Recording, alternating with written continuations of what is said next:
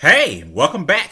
All right, here today we'll talk about another free open source game cross-platform game development tool called Allegro. Well, at least the Allegro game library, game programming library. It has a lot of names. It has all the modern support for your development. If you're creating software for Windows, Linux, Macintosh, your phones, or Android, there's other different language bindings. It also has support, and I didn't realize this till the other day when I was using it for a different project or a different simulation for a different course that I was teaching. That you can get that they have web support now. They support. They have their own Discord channel. They have game jams that they talk about. They support, and they have examples that run inside the web browser. So if you want to try their games out, you can actually click on the game browser and it runs using scripting on the web page. And so that, which is a nice new addition. A lot of the tools need to probably get up to be. If you've ever seen, if you're using Linux, Debian Linux, Alex the Alligator, if you've never seen this game, is available for free on your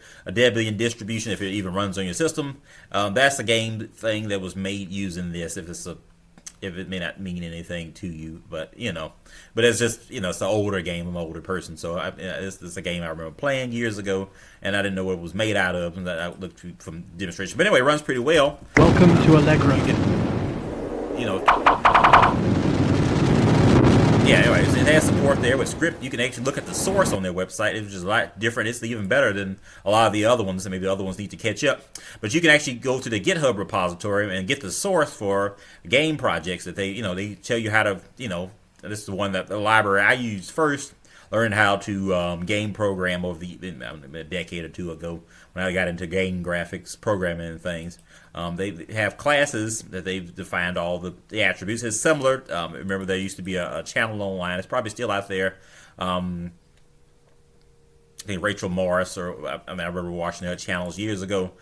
She had a pretty good channel online. She thinks she teaches at some college somewhere, game programming concepts and things. Anyway, this is the tool she used, or I can't think of the name of the channel she used. If I have the link, I'll put it in the description there. Anyway, it's a pretty cool library. It has a lot of support. A lot of colleges use it. It also has support for two-dimensional as well as three-dimensional project attributes. You can do things here like creating. They have a lot more support than a lot of the other ones, like creating menus. A lot of them are just now catching up to some of this stuff, having menus with scroll bars and selectable GUI elements. And so that's another thing that makes it leaps and bounds ahead of the others, because they have years of people working on adding things. So if you have to make simulations, for example, if you have to make something more scientific looking, they have real software, real code that works. It runs inside. They have it demonstrated working inside the web browser. People use it every day for other types of projects. So it has support for graphics. There's bitmap manipulations for rasterized images. You can rotate images. You can change font. It has its own audio library.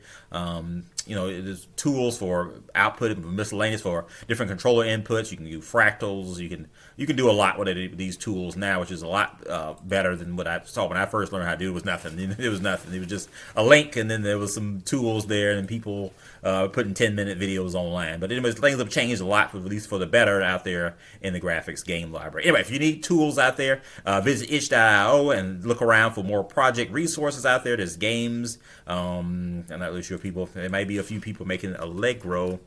If you remember Allegro and projects out there. People still use Allegro. It runs in browsers. They make game projects you can test. People even have fighting games projects that they've made. If you want to download and test them out, so you make your own out there on the web. There's a lot of bindings. There's a lot of people even there. Are books out there. If you can write a book, I think I probably have a book somewhere about Allegro somewhere out there on the real world. I probably need to ask them about putting it in this list. But it's books out there by different publishers that you may have not seen or haven't yet seen, that you learn more about this system. But anyway, it's a free tool out there. You go check it out. And go start making some games or working on whatever else you need to do.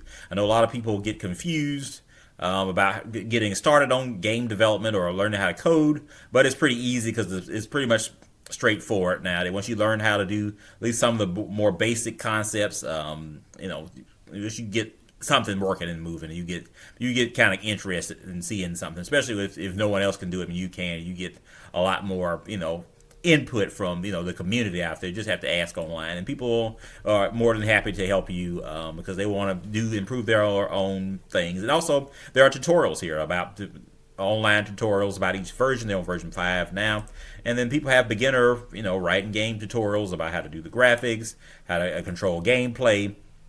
And later I'll probably come back and start doing more of this on your own, how to do these things. If you're not familiar with collision detection strategies, axis line bounded box collision detection strategies, SAT, separation of axis rule, and a few other things I may go into when I do cover game programming, 3D and two-dimensional courses. So anyway, so if you have a lot of free time, if you have any questions about how to use Allegro, you can hit me up and maybe I'll make a follow-up video about how to use it.